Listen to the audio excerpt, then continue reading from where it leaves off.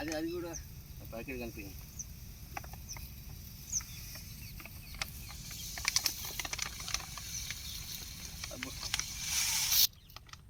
ఇది వచ్చింది కదా ఇప్పుడు పొజిషన్ వచ్చినాయి తెల్లయి. మనం చెప్తే నువ్వు రత్తు తీయాలి పొల్ల కదా.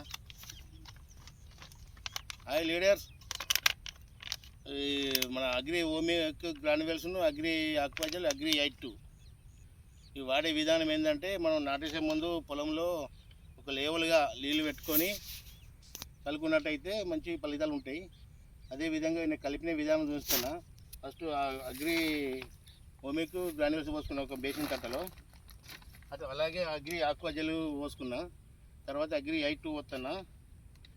చూడండి సార్, చూడండి మీ లీడర్. ఇదే విధంగా మన పొలం కూడా ఎట్లున్నదో చూపిస్తా.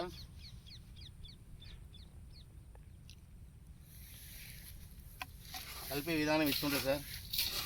ఒక్కొక్కరు ఏం చేస్తారంటే యూరియా బస్తాలు కలుపుకుంటారు, దుక్కి మందులు కలుపుకుంటారు. అది కరెక్ట్ కాదు సార్. అది ఎందుకంటే చల్లేటప్పుడు ఇదేమో లైట్గా ఉంటుంది, సన్నగా ఉండి దగ్గర పడుతుంది. యూరియా కానీ దుక్కి మందు కానీ దొడ్డు ఉండి దూరం పడుతుంటుంది. అంత మన పొలంలో ఒక లెవెల్గా పడది. చల్లిన కానీ కర్రలు బాగుంటుంది. లెవెల్గా పడకపోతే పడని కర్రలు ఇవ్వది, వరి అనేది ఇంప్రూవ్ కాదు.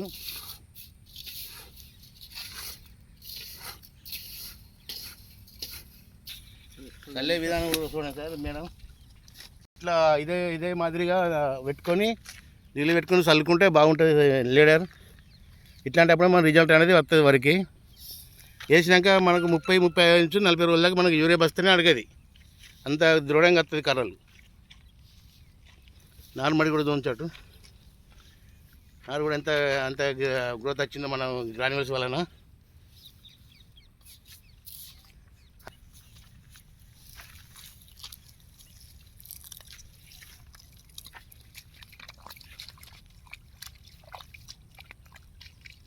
ఇట్లా ఇదే విధంగా అంతటా తిరిగి చల్లుకుంటే అంతటా అన్ని కర్రలకు మంచిగా పనిచేస్తుంది పొలం అంతటా.